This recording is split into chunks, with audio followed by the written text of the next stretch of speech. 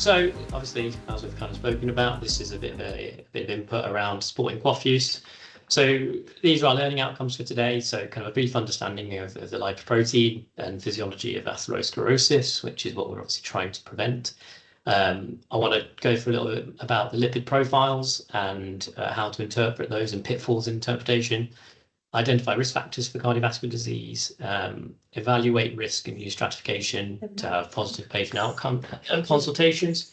Understanding the targets for therapy is really important, and also looking at a bit of information about non-medical management of cholesterol as well, and generally building some confidence. I think this has been an area that's been under managed for quite a long time, and generally I think in the UK we're quite significantly behind maybe our European or American colleagues in how we manage this.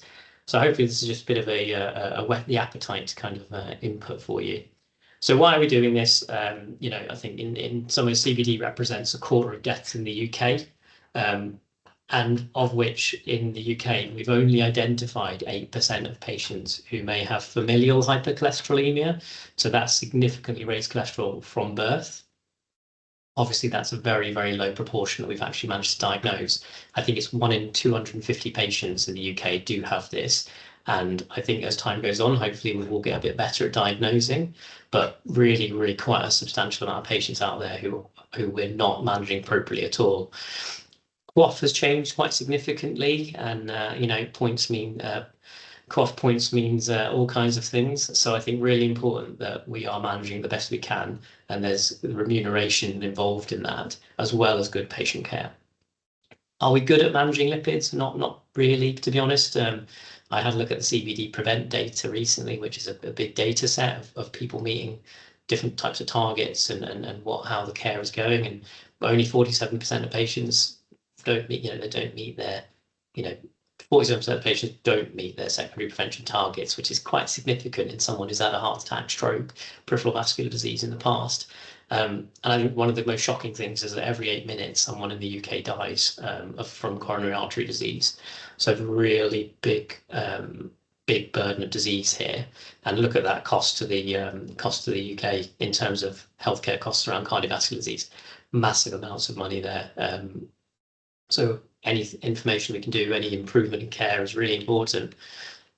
I think the most important thing that kind of struggles and worries me the most, though, is that over a prolonged period, and this has been low, this has been steadily declining since the 1970s, really, as we've started to understand a little bit more about cardiovascular disease and prevention, is you can now see that as of around 2020, we've started to see a bit of a settling, if not a rise, in the amount of premature deaths for cardiovascular disease. And that's quite scary.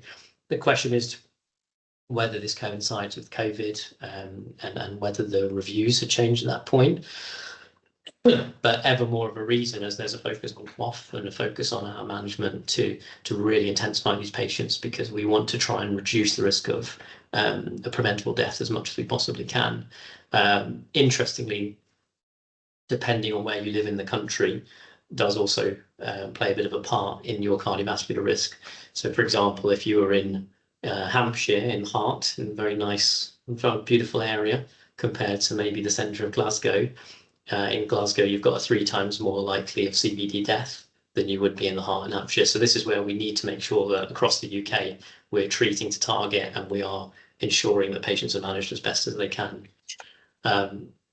Now, one thing we'll always talk about is, and I have quite a lot of discussions with patients about this, is around cholesterol and the ether and what's out there from newspapers, etc. And I think that there can be really difficult conversations with patients, because I find that they have quite a quite an interesting approach, I suppose, to cholesterol and its kind of place in cardiovascular disease. So this is our friend. Lipoprotein. So in essence, what lipids are, cholesterol in themselves, if they're fatty substances that are required for normal bodily function. We need them to transport things around the body. They also transport triglycerides, which are our kind of main energy source. So most of this lipoprotein inside the cholesterol and triglycerides are the major lipids that circulate within it. Really important for synthesis of steroid hormones and bile acids, so we definitely do need it.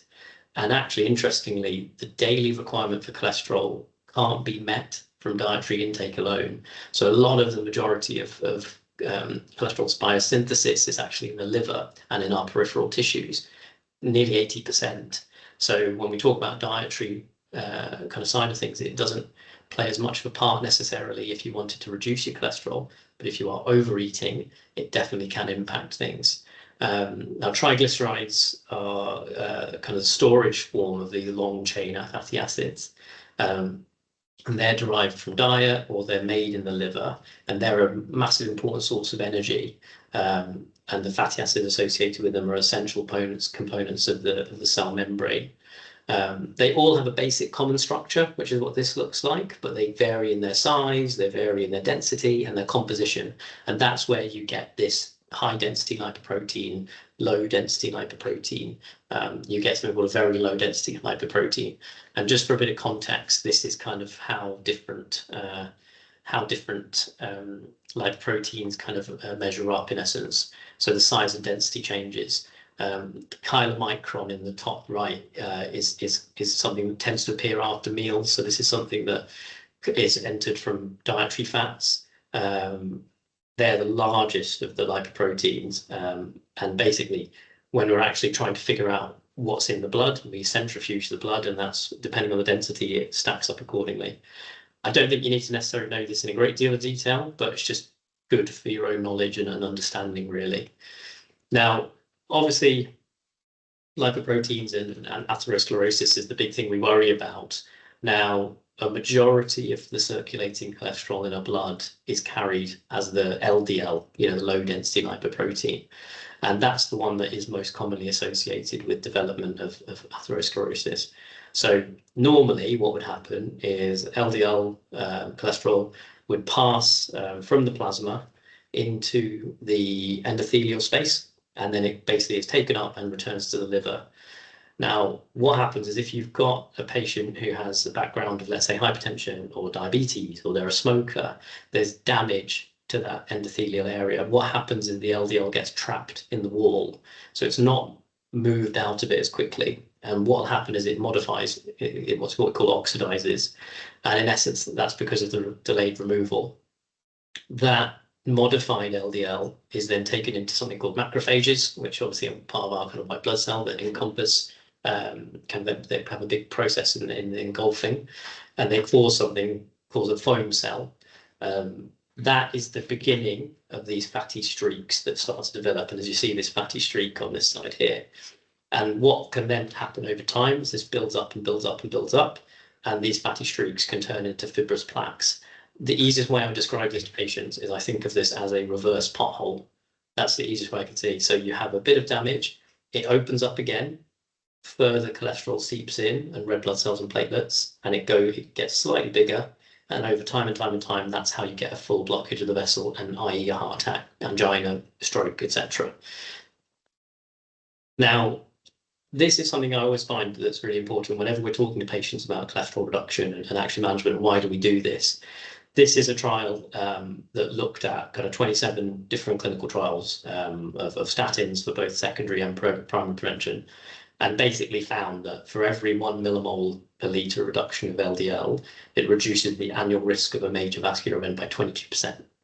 So obviously, if you're managing to get people's cholesterol down quite significantly, there's a massive reduction in the risk of someone having a heart attack or a stroke.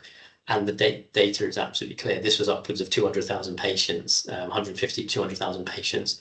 Very, very good science behind it as well. It's very strange that you would see this amount of trials all say the same thing about something. So whenever patients do come to you around discussions around cholesterol and bad cholesterol, the evidence is completely clear.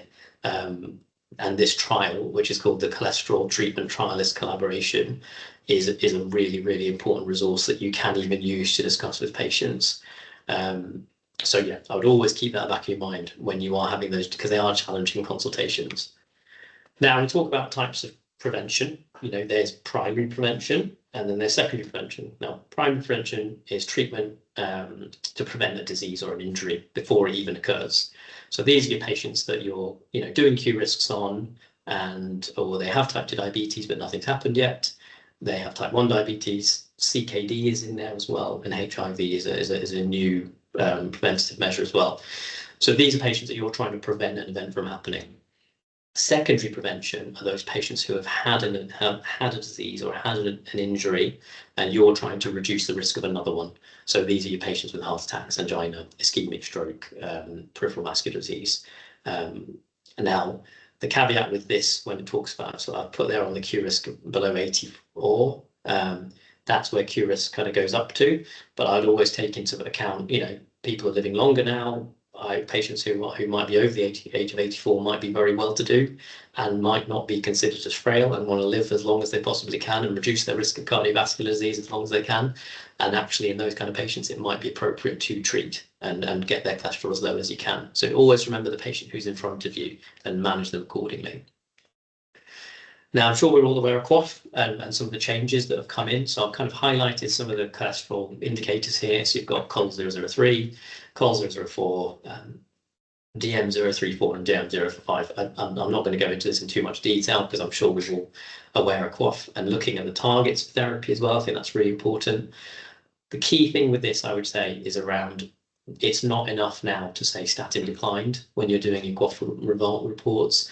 If statins are declined or they don't want statins, there are a lot of other options out there, which we'll go through today. And we are required to offer those before we can accordingly code.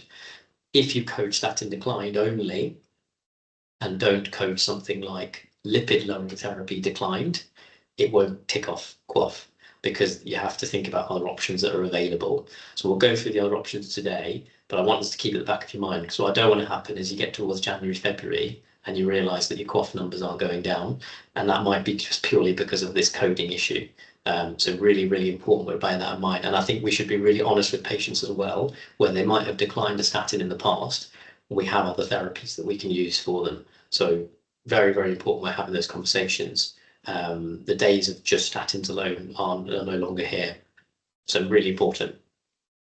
Now this is I don't know if anyone's seen the kind of national guidance for lipid management and primary care. You can this is a copy here. It's a 2-page document, quite busy to be fair, as you can probably see, and hopefully today will maybe make things a bit easier in terms of understanding this, but a very useful guide if you are ever stuck on what to do with certain patients. So case 1, this is Joey, who's a low lactor. He's a 52-year-old Caucasian gentleman who's attended for an NHS health check. You can see his results here. So his BMI is kind of in the obesity case. His blood pressure is okay. eGFR is okay. There's no diabetes, and he's an ex-smoker. His lipid profile is as you can see here. What are we thinking we would do with this chap? Now, what would we do? Don't have to shout out. You can comment if you want, or you can put it in your own mind, or you can write it down on a piece of paper. If we've got some comments on, if they want to pop some comments, we can do. But what are your kind of thoughts around this?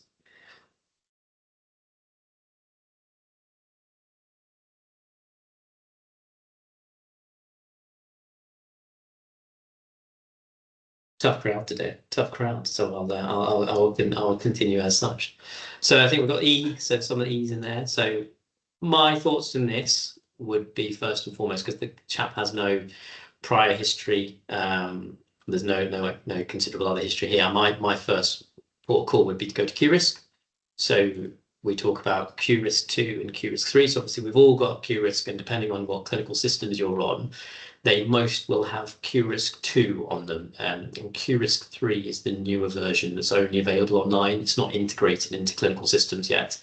But the important thing is that it does offer very marginal differences between the risk categories. So with Joey here, I did a Q risk 3 with him online. And as you can see here, his Q risk is around 13%, 12.5%, 13%. Really good little bit of information with the Q risk 3 when you plug this in online. If you have a look down the bottom, it will tell you what the relative risk of disease is. And actually what that tells you is how they compare to a patient of the same sex, age, ethnicity. So although the risk is only just above 10%, if you compare this to the average 52-year-old, Joey is nearly 3 times as risky as a healthy individual. So that just starts to make me think when I'm seeing patients that actually, although the risk is only just above 10% and he might want to focus on diet and lifestyle, we probably want to intervene a bit earlier because his heart health is clearly older than he actually is. Now, if we compare this to the QRISK-2, which is on your clinical systems, relatively similar risk score, 13-ish%, but it doesn't give you that context around what their risk is compared to others. It doesn't take into account certain kind of issues like if they were on antipsychotics or they've got a history of migraine or anything like that. And actually, when certain patients I see, their QRISK-2 might be 10 or 11%, and then when you do the QRISK-3, it's below 10%. So actually, is there an argument that we're over-treating certain patients who haven't got a significant cardiac history or haven't got risk factors such as smoking? So that's where sometimes if their risk is a bit borderline on QRISK-2, I will go onto the website and do a QRISK-3 for them at that point. So basically with him anyway, we kind of ascertain that his QRISK is above 10%. So he is someone who is eligible for treatment and actually intervention. So you have a chat with Joey and identify some areas for lifestyle improvement, and you explain QRISK at length, but Joey wants more information on his cholesterol profile. How would you describe this cholesterol profile? What is normal, low, high?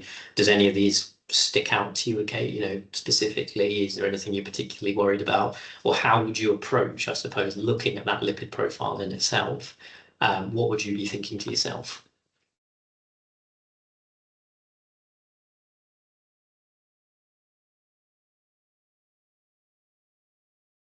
Again, not to worry if you're not sure. That's what the point of today is anyway. So don't worry too much, because I found it really difficult when I started in this area.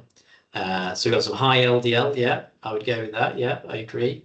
Now, whenever I'm approaching a lipid profile, the first thing for me is this a significant high cholesterol? So that's the first thing I'm looking to rule out.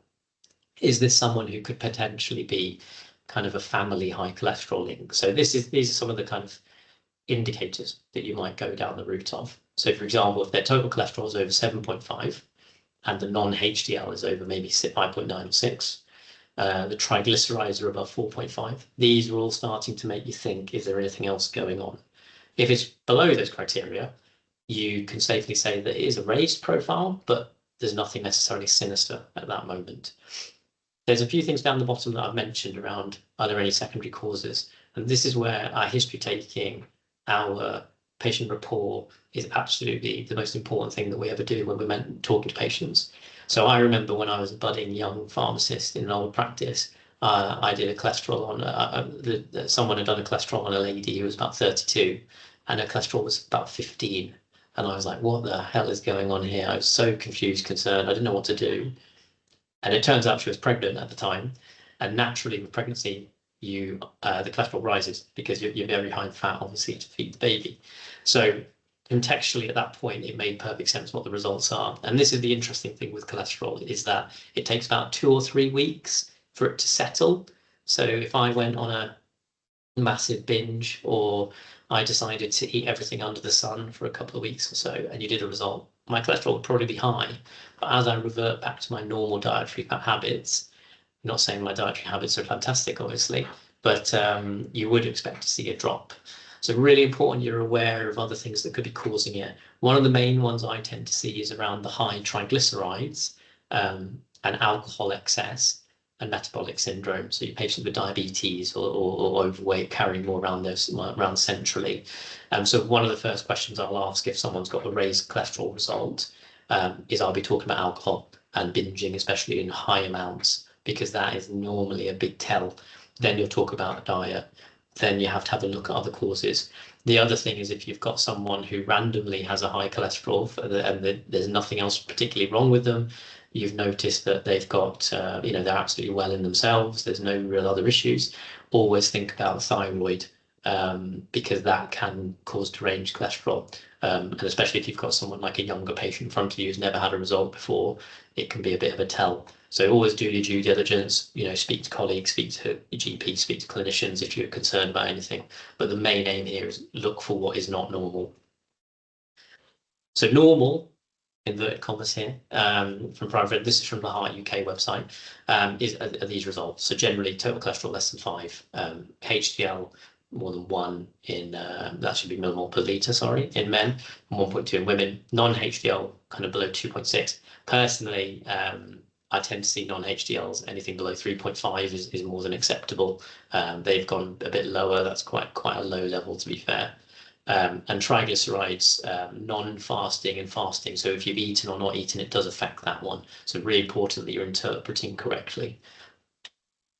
So Joey is still not particularly keen on this whole lipid lowering therapy. You've talked about diet, talked about lifestyle, you're talking about cholesterol medications, and he's heard bad things about these statin drugs, and especially around side effects. So he prefers to focus on diet and lifestyle to improve his outcomes. How might you go about approaching this conversation? Would you say, yeah, cool, diet and lifestyle, we'll see you in 6 months or so, let's repeat your cholesterol and let's see what we're doing? Or would you maybe look at management in a bit more depth? I mean, I'd explore where he's got the bad info from. Yeah, I think so. And I think there's a few of the comments as well which are reflecting exactly that. I think it's in the ether. I think every patient I speak to says to me, oh, these cholesterol things, even if I'm speaking to them about something else, they're talking to me about, oh, these statins, this is really bad, isn't it? I don't really know.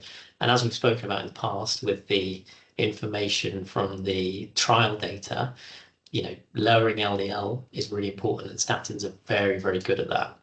So inevitably, you bang on, we're going to be talking about risks. And I think one of the things I'll always talk about is around shared decision making. There's some really good resources. So nice to have a down the bottom here, this patient decision aid on whether I should take a statin. For a lot of these patients, it's their first ever drug they've been offered. So we've got to be really mindful that they're not even probably on any medication. So this is quite a pivotal decision in their lives, because a lot of them think that it's a steady stream into starting to take medications. But I think, as you can see here, when you're talking about the benefits to patients, if we had about 10,000 patients taking statins for 5 years, if they already had an event, heart attack, stroke, exactly, you're looking at nearly 1,000 events avoided. That's in patients who have had an event in the past, and people who have no prior cardiovascular disease or anything like that, 500 events out of 10,000. So really significant improvements, and this is where statin's prime prevention is very much a kind of public health piece of work, really, more than anything. Now, the interesting thing I'll talk about is around adverse events. Now, as you can see here, myopathy, i.e. muscle pains, weakness, 5 out of 10,000 in 5 years. So the incidence rate is really low. We know there's a bit of a link within hemorrhagic stroke, but again, very low. And there is a bit of a link around diabetes cases. From the data, it tends to suggest people who would go on to have a diabetes, type 2 diabetes diagnosis, the statin might have just got them there a bit quicker, but they were very likely to have developed type 2 diabetes irrespective of the statin. And again, it's not massive numbers, but then if you're aware of that, you can counsel patients appropriately. Start saying, look at your sugar intake, look at your carb intake, start making those differences to making those changes to your diet now. Interesting, this is one I'm throwing in. So this is something called the Nocebo Effect. So this was an interesting study where they looked at patients who had previously discontinued statins due to side effects within 2 weeks of their initiation. So what they wanted to find out was it the statin, and could we induce the same side effects with a placebo? So what they did is they basically gave patients a month's worth of a statin, a month's worth of placebo, and a month's worth of an empty bottle. Didn't tell them what it was. And it was, not massive numbers, but an interesting one.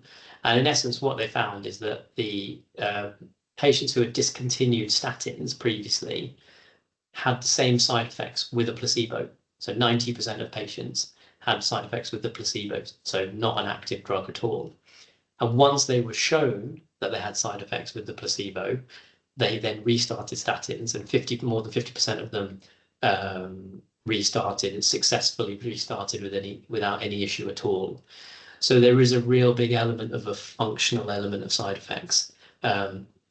True myopathy is very rare to come across.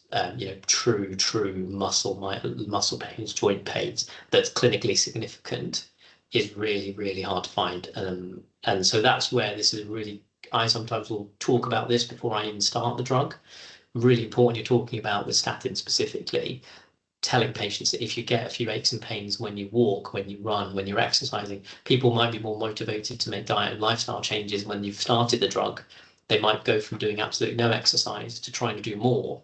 And actually, that might bring about these aches and pains. Key thing is to make sure that they're not putting it on the statin. It might actually be more related to their diet and lifestyle.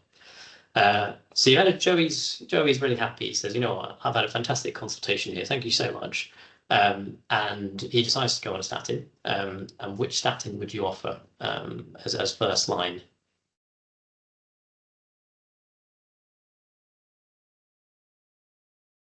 We've got some C's, yep. So we're going with atorvastatin 20 milligram is first line statin that you offer for primary prevention. This is a really useful table. So this is actually on the National Lipid Guidance, and it talks about different statins and how much they reduce the LDL by.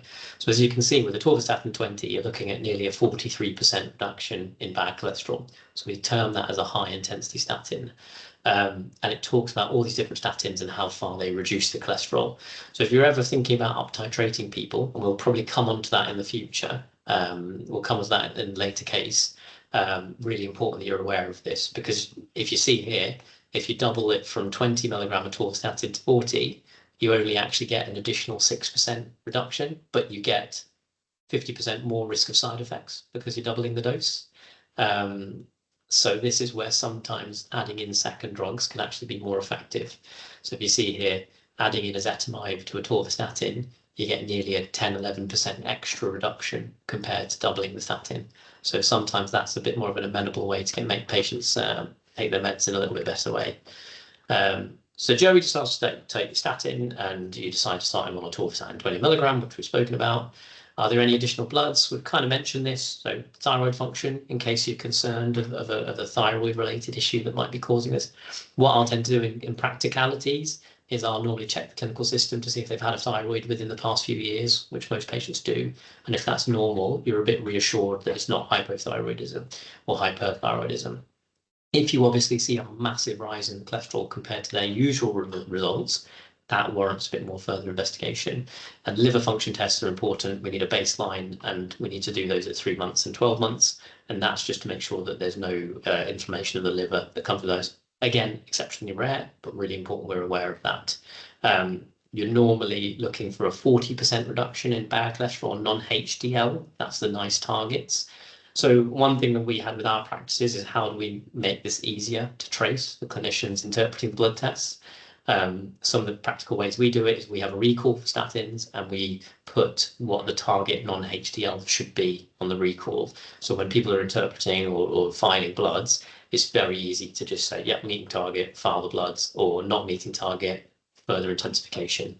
And very important that we're keeping an eye on the liver function at that point as well. Generally, if it's stable after 12 months, the statin is not going to impact their liver unless something untoward happens. So you don't have to do it after that.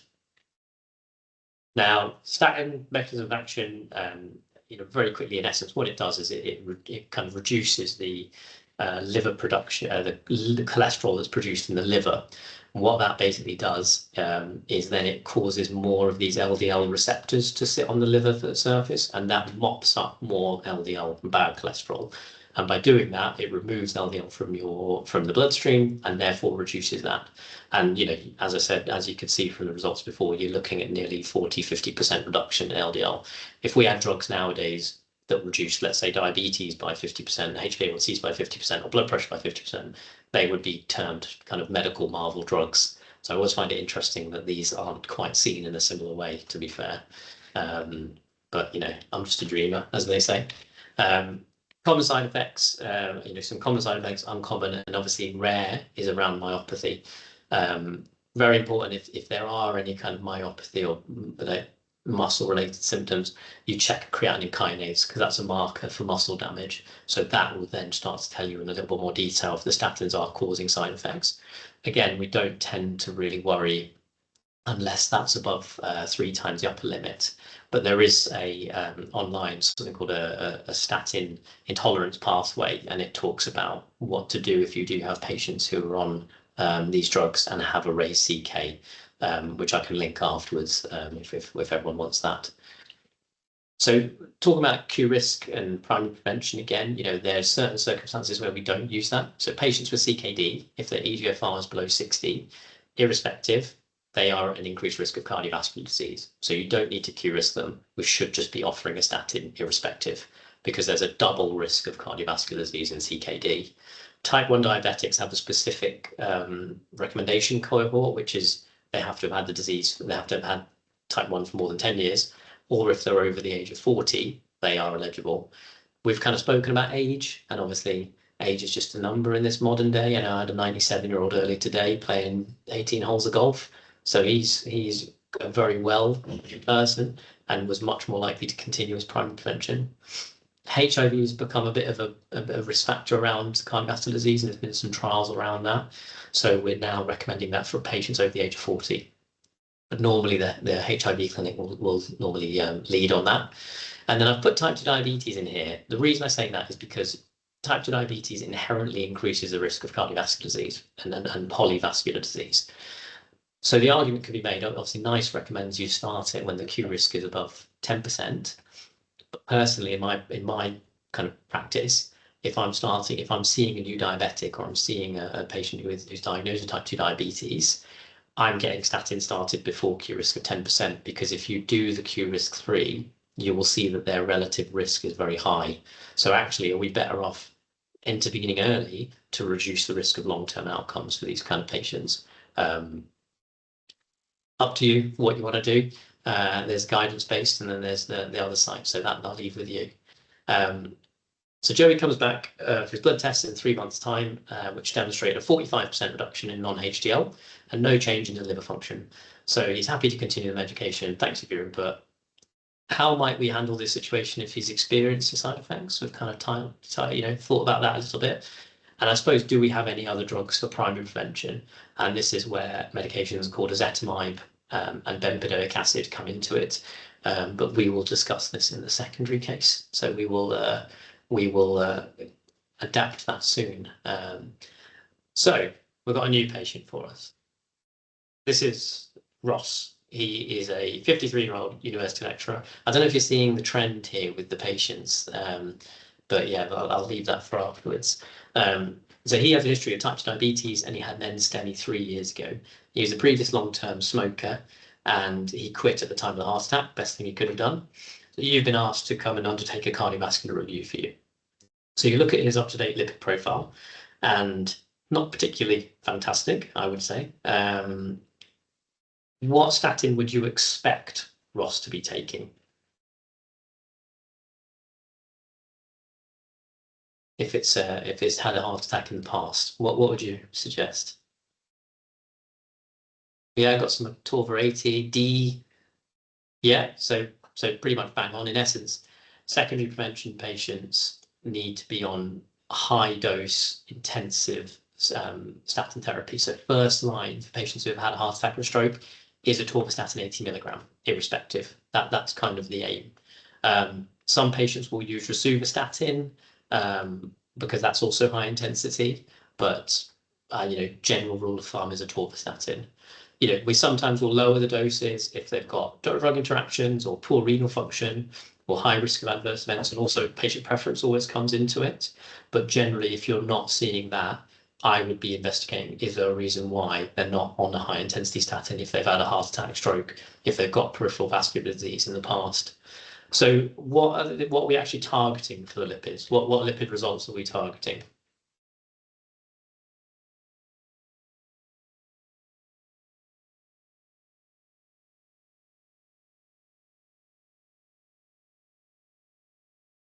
We've got some C's.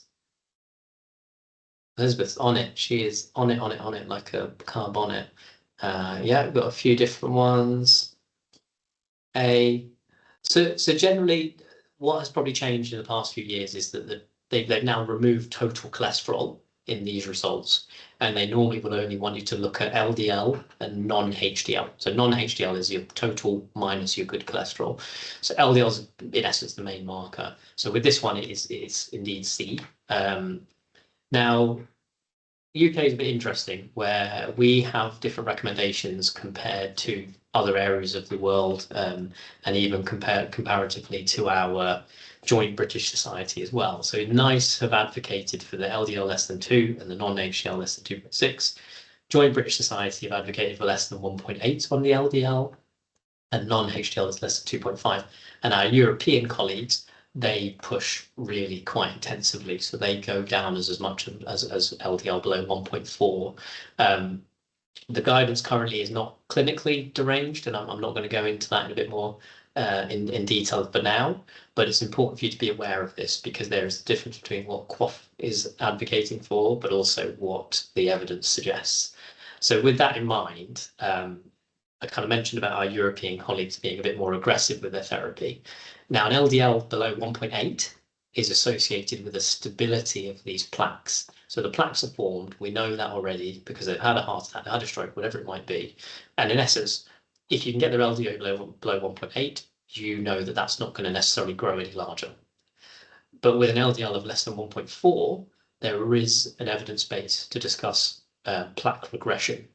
So for patients that, for example, have had multiple events, multiple heart attacks, bypasses and strokes and all these different kind of vascular events, I would personally advocate a really low LDL reduction to reduce their risk and also to stabilize those plaques. Completely aware that's not what NICE is saying, and there is targets there for NICE, but I'm hoping today is more getting you thinking about the bigger pictures that come in with this, and who knows what happens. Maybe NICE might change their targets in the future. So if we're doing the hard work now when you're seeing patients, you might not even need to do it later on, but also patients are going to get much better outcomes from that. So Ross informs you that he's not taking his statins anymore due to muscle weakness with the torvastatin 80. He didn't inform in practice, but has been ordering a prescription every month. How might you broach this conversation? What would you re-offer the statin? And one thing I will say, I put a practice hint here, because when you're reviewing patients, it's very easy to tell if they've stopped the statin. And the easiest tell is that if their cholesterol was fine for a long period of time, and then all of a sudden it increases significantly, the first question you should be asking is around compliance. That's the most important thing. And we'll go into that in a little bit more detail. So we've got a few try and resume statin. We've got checking the reasons, have symptoms improved since stopping it. Absolutely fantastic, more tailored approach. Look at you guys, you don't need me, you guys are pros. So myalgia with statins. Interestingly, 87% of patients taking statins complain of muscle pain, but also 85% of patients not on statins complain of muscle pain. So, we have to be really mindful of, is this a causation? Is this actually linked or not? And there was a really pivotal meta-analysis that was, massive amounts of patients concluded that only about 9.1% of patients demonstrated a true statin intolerance. So thinking back to that Nocebo trial, the one we were talking about earlier, are we overestimating the risks? Was it a true intolerance? Did they actually have side effects? Now, again, we've kind of mentioned it. I think someone said it in the chat. Remember your bread and butter. Think about what really drill down on the input around the muscle symptoms. When did they happen? Did we try an alternative? Did we do anything with the statin dose to reduce it? Generally, symptoms, if they're statin related, will be symmetrical. So you're looking at your bigger muscle groups, your thighs, shoulders, back. It would be on both sides. It wouldn't be single side. It's not unilateral. So if it's unilateral, it's very unlikely it's statin related. Was the patient training for a marathon and they were still on their statin? That could increase the risk. Was it happening at certain times of the day after they've been busy? Did we check a creatinine kinase? Did the symptoms, improve after stopping? Did they have any residual symptoms afterwards? And some of the risk factors we've got to be mindful of is patients who are older because they've got a smaller muscle mass. Hypothyroid patients, renal impairment. Females tend to be more prone to it than men, and also East Asian ethnicity. So that's where certain statins, rosuvastatin specifically, you normally start at a much lower dose than you would in the general population. Most important for patients, explore their ideas, concerns, and expectations. Just to explore it, because a lot of the time patients will have an idea of why they're concerned around statin use, and really important that we really get to drill down to the bottom of their concerns. I mentioned this earlier, but this is the statin intolerance pathway. So it talks about what to do if you have patients who are presenting with potential statin related side effects. I think someone mentioned about vitamin D deficiency in the chat, and you're exactly right. You can see here, consider other causes: polymyalgia, vitamin D deficiency, check a bone profile, Vit D, CRP, so think about what's typical, what's atypical. Because if, for example, they've been on a statin for 10 years, and all of a sudden they start to develop muscle symptoms, it's very different to someone who started the statin last week. So really important that we've got you've got a process to manage that. So Ross, you undertake a review, Ross, and you decide to start them on an alternative high intensity statin. You start him on rosuvastatin 20 milligram. You organise a review in 3 months time to repeat his lipid profile and optimise the care as needed. So you'll see what his results are and you go from there. But very, very, very, very, very important, what is our cornerstone of management is compliance and lifestyle. Really, really cornerstone. If patients do not take the medicines, their cholesterol will not improve. And lifestyle does play a part, and making sure they're not doing anything strange like binging all the time or eating snacks and etc. all the time. Now, this is a really interesting bit of information. It's from the US, but it's found internationally as well, that over time, it is estimated that 50% of patients continue at 6 months and only 30 to 40% continue at a year. And this is kind of an international finding. So I'm very keen with patients when I talk to them about cholesterol, statins, etc., or even any lipid lowering management. I make sure to drill down on what their current compliance is. And there's ways you can approach this. You can say things like, oh, we all miss medicines at times. How are you getting on with this? You need to you don't want to be that wagging the finger kind of person, because a lot of people know they need to take it, but there might be a barrier, and you want to explore that barrier. Last year, I had a patient who had nearly 27 boxes of atorvastatin just lying at home, brought them into me. And we had a chat, and we obviously went through it. But again, such a massive amount of meds wastage as well that goes on. And also, it freaks you out a little bit, because I've had patients in front of me who take 3 different lipid medicines, and their cholesterol profile is still very high. And they guarantee you they're taking the statins.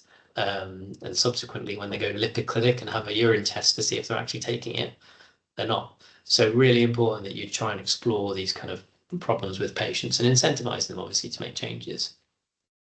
This is just looking at diet and lifestyle, and is this enough? And this kind of comes into that prevention case as well for our previous patient. I think classically we were quite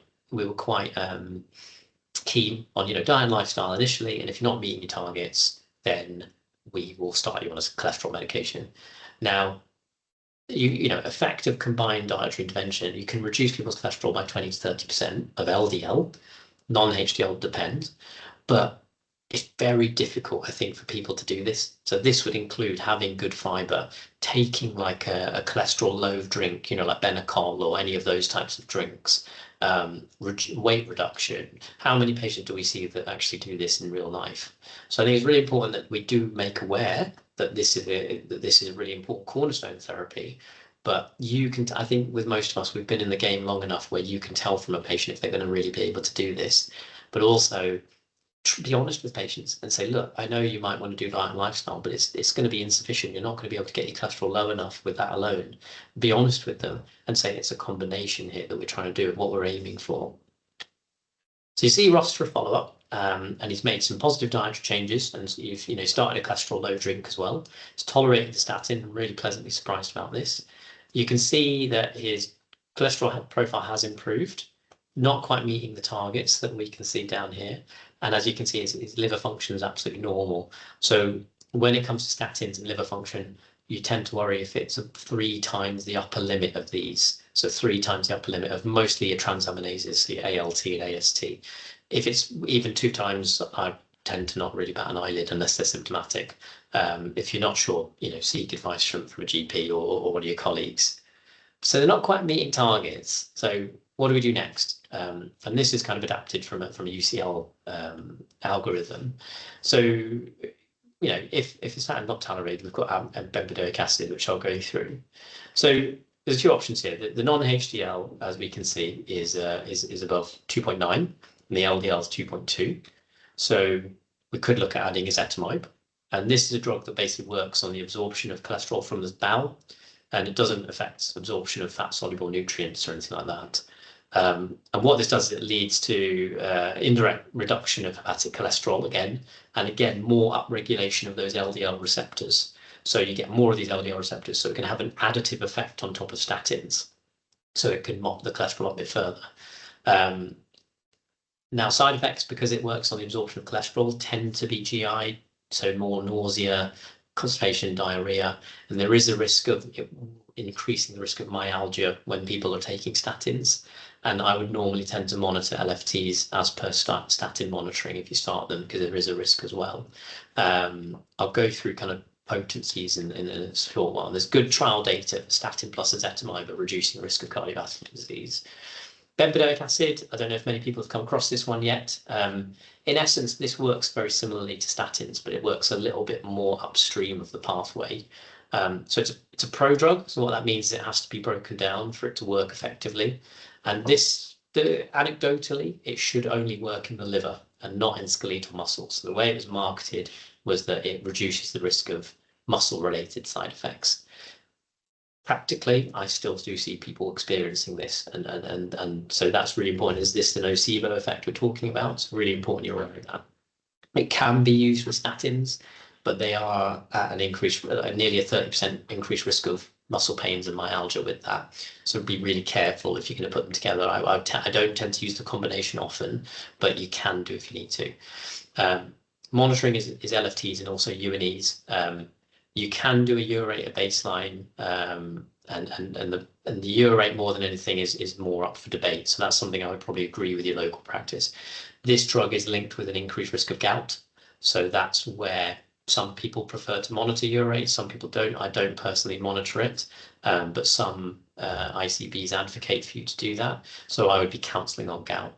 There is a risk of anemia, so we're talking about tiredness, etc. And also there is obviously, as we said, the pain in the extremities and arthralgia. So it is an option out there, but maybe we reserve those for patients who are statin intolerant, and that's where its place in therapy really is at the minute. I don't know if anyone's come across Inclisiran, which is kind of a kind of novel injection drug that we use for cholesterol, which is for secondary prevention. So in essence, the way these drugs work is that it inhibits a chemical called PCSK9. What that kind of does is it blocks this, in essence, up titrates the amount of LDL receptors that are there. It stops the breakdown of LDL receptors. So in essence, you have more expression of these, therefore mopping up more bad cholesterol. And you normally would use these alongside statins. They can be used on their own, but you would use them alongside statins. And so the kind of a novel way of working, they work specifically in the liver, so they don't tend to work anywhere else. So the side effect profile is very, very good. It's a subcutaneous injection that you do at 0, so it's immediately 3 months, and then it's 6 monthly after that. You do it in the practice, and there's a remuneration that is associated with that for the administration, which is now £15. Interestingly, the side effects were very similar to placebo. The only real increased main risk that we tended to see was injection site reactions. That's the specific one, because just with the way that the drug is injected, so redness, soreness, itching, pain, but also there's some slight increased risks of cough, musculoskeletal pain, cold symptoms. Most patients I've given it to have had no problems at all, and actually haven't even really noticed that they were on it at all. And again, this might be because of the mechanism of it working specifically in the liver. Can reduce LDL up to by 50% when you put it together with a statin. So if you've got the statin that's reducing things 40 to 50%, then you've got Inclisiran doing the further 50%. You can get people's LDL very low. We're still waiting on long-term outcome data, which is in the pipeline, but I would be very, very surprised if it doesn't demonstrate a reduction in the risk of cardiovascular disease. Because we know, as we looked at the trials earlier, lowering the LDL reduces the risk of a cardiovascular disease. But this might be why some of the practices aren't advocating for use at the minute. So important to have a chat anyway. There is a drug that's secondary care led, which are called PCSK9 inhibitors, and these are very similar to the Inclisiran, but they're more immunotherapy. The one basic thing with these is that they have they can reduce the LDL even more than Inclisiran can, and there is some outcome data around it reducing risk of heart attacks and strokes, but it has got a specific cohort of patients that it's eligible for. So these kind of drugs are completely led by the lipid clinic, and I would only reserve those for patients who have very, very high LDL despite max care that you're on. Sometimes I'll write to the lipid clinic to see if patients could have Inclisiran or this. 9 times out of 10, they'll say Inclisiran because it's more convenient.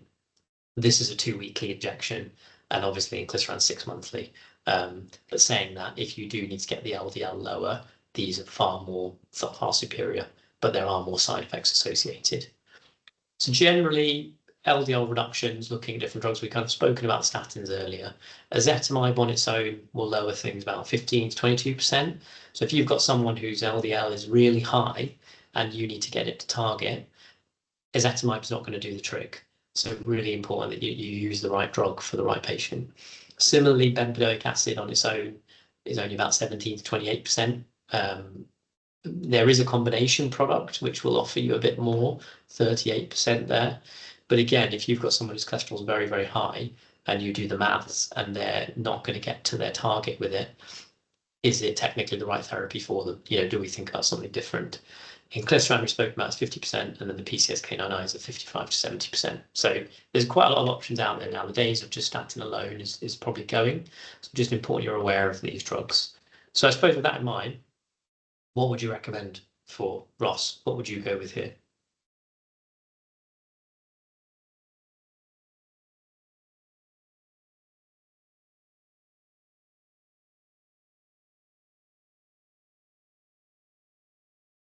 I don't know. I would just push it back 12 months personally, but I'm just no. I think I know what I would go with. Discuss with him, yeah. Let's say you've discussed it with him and you make a recommendation. What are you going to recommend?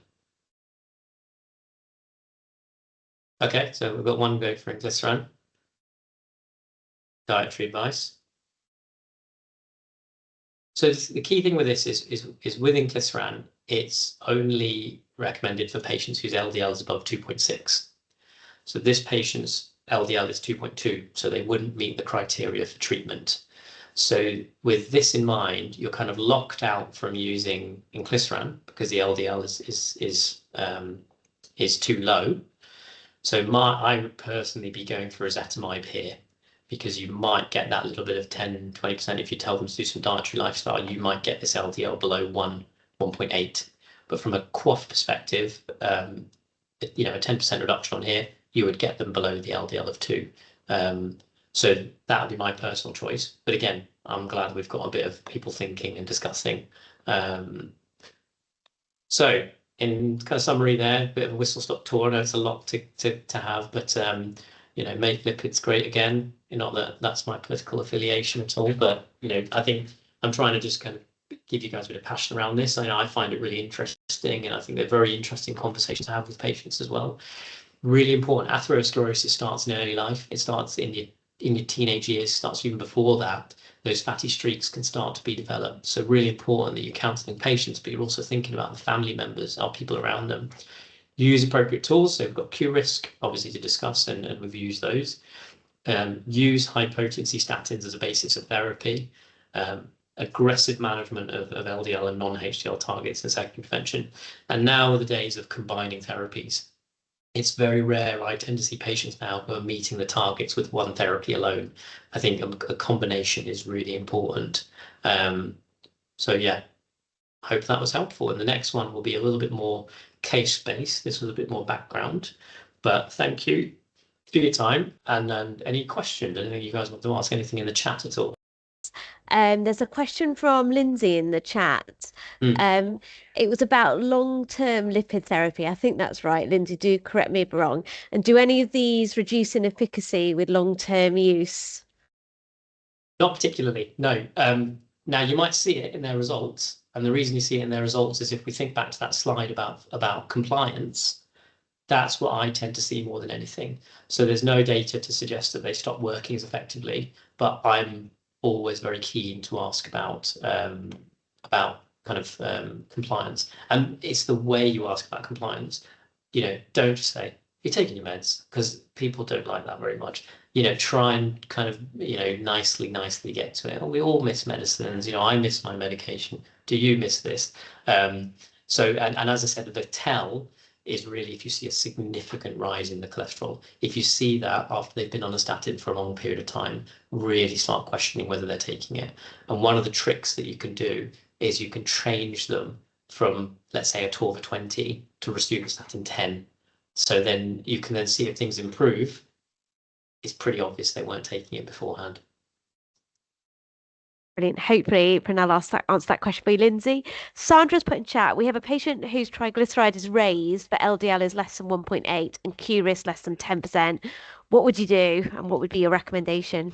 So really interesting one. And if you all want to come to the advanced one, I will be having a bit of a chat about LDL. So LDL, when we all send for labs, is a calculation. It's not that the chemical pathologists aren't putting it in a centrifuge and looking at the remnants and things like that. It's actually just a calculation called the Friedewald equation.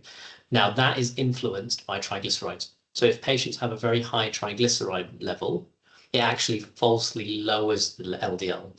So interestingly, you might have patients who have a falsely low LDL, and that's where I think a lot of patients are being ticked off QoF, but actually their cholesterol isn't well managed at all. So with this, first things first is if it's a discernible cause. So if it is non-fasting, can they do a fasting result for you? So that would be really important. Second side of things, is there anything that you can think of causing it? Alcohol, overeating, etc. And if their Q risk is less than 10%, then what I would do is do a Q risk 3. Because actually, if you think about it, the way that they calculate Q risk is they use a total cholesterol ratio, basically total cholesterol to HDL ratio. So on the Q risk score, it wouldn't actually make a massive difference. How high are the triglycerides? So I'm asking questions, but how high are they? HUL. Oh, fine. Just veggie and has HUL. Is it above 5 or is it 3? Okay, fine. So a little bit raised. I would look at, so that's the kind of scenario. What I would do is do the Q risk 3, look at the relative risk. So what her comparison is to someone who's a healthy individual. She might have other risk factors, high blood pressure, overweight, etc., etc. Then I would see if their relative risk is higher than, let's say, 2, you could argue that a conversation should be had to start a statin a bit sooner because they are at higher risk than someone else. And the statins will help to reduce triglycerides as well. But the triglycerides aren't high enough to warrant actual treatment for that, if that makes sense. Hopefully that's answered your question. Alison's asked, can I ask what is the most accurate blood test method for measuring cholesterol? So generally, I mean, my argument would be non-HDL is the best marker because it's very simple. All it is cholesterol minus HDL. Those are pretty much validated in our blood records. And obviously, as we spoke about with LDL, it can be falsely high or falsely low, depending on the triglycerides. So I tend to use on a non-HDL as a bit of my go-to marker. As I said, with the European Society, they advocate, as long as the triglycerides are normal, they advocate LDL. I think non-HDL is a good, easy view, to be fair. But one thing I would always say is that we don't advocate for fasting blood tests anymore because with non-HDL. So you don't need to get patients to do fasting unless, for example, the triglycerides are through the roof and you're not too sure what's going on. You could then repeat fasting, but there's no need to have it done routinely, especially in primary prevention because we're actually aiming for 40% reduction in non-HDL. So it won't make a massive difference there.